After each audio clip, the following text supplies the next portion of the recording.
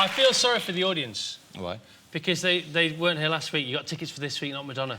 It's been terrible. She was all right. Have you met Madonna? I met her a couple of times, yeah. Spent a few hours with her. Rather nice lady. Yeah, went to a pub with her once. Did you? Yeah. You've been to a pub with most people, actually, haven't you? Unfortunately, not you. That's true. Now, tell me about, first of all, before we get into this talk about your comeback, let's talk about your background, because it's a fascinating story. I mean, a boy from Warrington in council estate and that sort of thing. I had no idea you were a kissogram in your early life and a private detective. Yeah. Were the two linked? No, but I was much better at being a kissogram than a private detective. Were you? Yeah, because we didn't get a single call for our detective agency. Do you not? No. What did you call yourselves? We called ourselves Gambon and Defreites, which I think is gammon and some kind of chips from somewhere in the world. And we put a little advert at the back of the Lady magazine, and it said, Gambon and Defreites, discreet enquiries, and then our Bolton telephone number. And we were so excited, and we didn't get a single call. Did you not? No. And as a kissogram, were you more successful? Oh, as a kissogram, we rocked, big time. Did you? Yeah, yeah. I went for a job in Chester for a company called Bunny's Kissograms, and they charged £18 a call out. And they always wanted big, strong, strappy, good-looking guys, you know, and I turned up and they went, you might as well go home now. I went, all right, fair enough. So I did.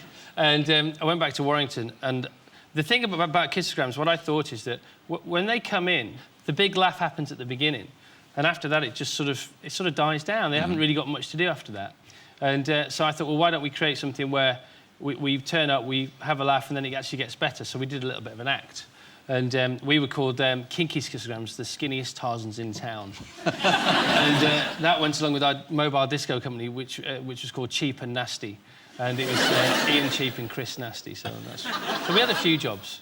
What was the driving ambition in all this? I mean, what was the purpose and the point of it? The purpose and the point of it was not having to do a job that you didn't want to do, you know. Right. And also being in show business, you know, and also getting to talk to girls, to be honest. Well, noble ambition.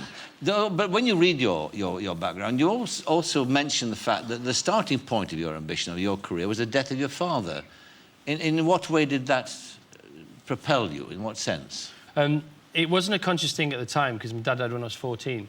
I didn't think, OK, let's get up and let's go now. But as you look back, it would sort of transpire that probably had something to do with it.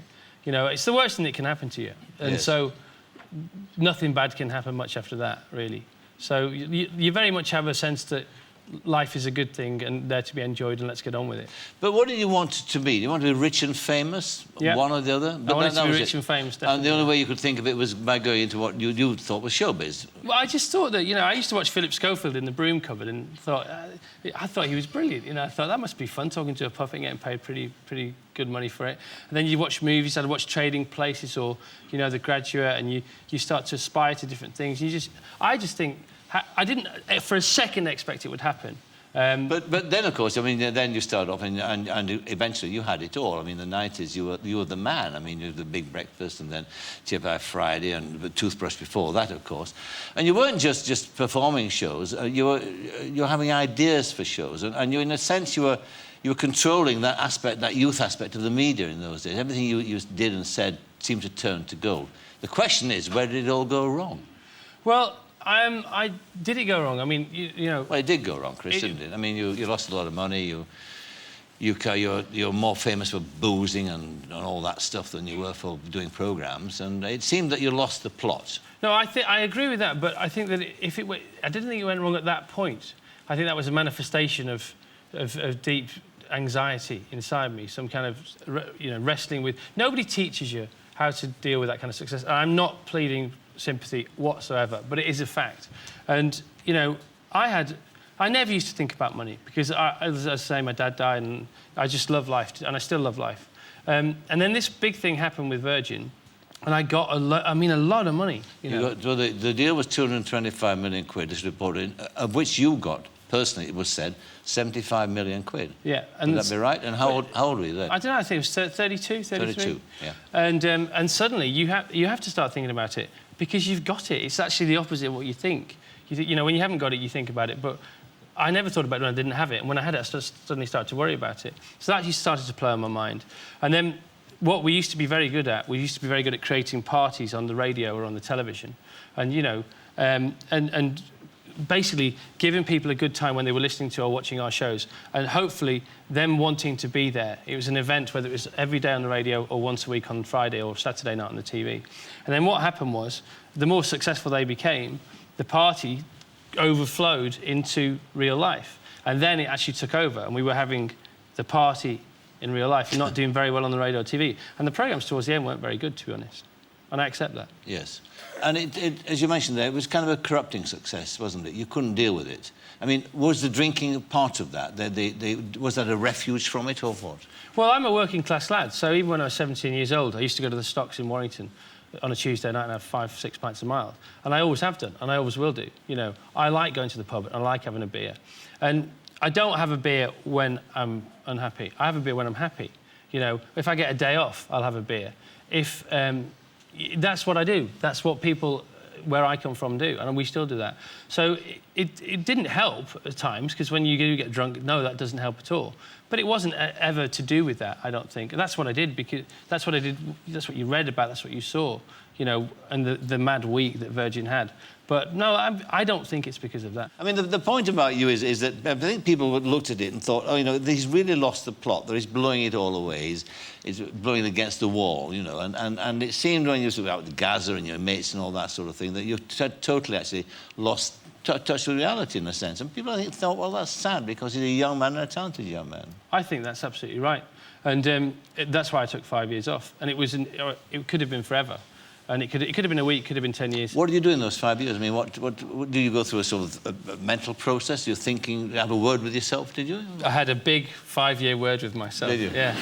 And I just got back to things that I like, got back to myself. We all lose ourselves sometimes, whether it's in relationships or work or nights out.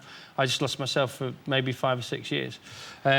Sorted myself out, read a few books, went on a few holidays, met a few nice people who didn't work for me, who could tell me what they thought, who didn't live in houses that I owned, were completely neutral, and saw a different side to life. And what you didn't have around you, of course, except for a short period of time, was the family, that person who could, people who could look after you and say, look, you just steady up a bit because things are going to be a bit adrift here. I mean, what happened to you and Billie?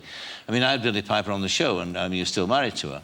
And she said how much she loved you, and I know that you say how much you love her. What I can't work out is why the two of you aren't married still. I mean, well, you are married still, but aren't together still. Well, because I don't do tantric sex. Oh. No. Who does? Her new boyfriend does that. Ah, you can't compete. I didn't have the time. But what is the real... You live next door to each other. We live next door but one to each other. I mean, no, it's a very strange situation. Very strange. Which I don't expect you to understand, because I don't understand it either. No, but we do get extraordinarily well, and we love each other, and we got together for a reason. She had a family, distant as they were. I had my family, distant as they were. Doesn't mean we don't love our families and they don't love us, we do. But she was totally on her own, and so was I. And, you know, there's a massive age gap. But we saw this thing, and I said, oh, you're like me, you're a bit lost, aren't you? And she said, yeah, I am, actually. And then her innocence, which I needed, and my experience, which she needed, we sort of joined them together, and we did a swap for a while, which I think what a great marriage is about. I mean, you know, it's only 3 years, but I'd have 30 of those, thank you very much. Will you get married again, do you think? Of course. You will? Yeah, I love getting married. When are you getting...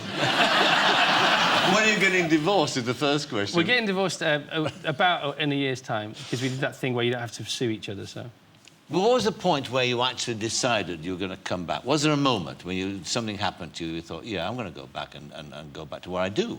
I went to a memorial service in Newcastle for a lady called Andrea Wamfer, who I know you know. Absolutely. She when the big breakfast was piloted, she said, get that kid on because he's quite hot, you know.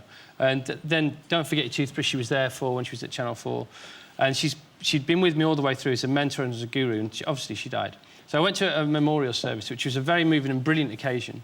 And there were huge photographs of her in Newcastle Cathedral, 3 huge photographs of her. And wherever you were in the church, her eyes were looking at you. And she had a real, you know, I swear she was looking at me, and that lovely glint she used to have. I said, come on, what are you doing? What are you doing? And I'm not joking, and I thought, oh, I'll have a think about this. So about 3 months later, I went and did something I always said I'd do, which is I got a Ford Mustang convertible and started in Los Angeles and drove on my own up the Pacific Coast Highway and stayed in a tree house. In a tree house? For 7 days. It had a jacuzzi. It was a nice tree house. But it was a tree house. And there I read a few books. And one book I read by this very wise man said that he doesn't care what his sons do with their exams and with their relationships. What he asked them to do is try and find out what they're here for, what they're meant to do, and then please go and do it.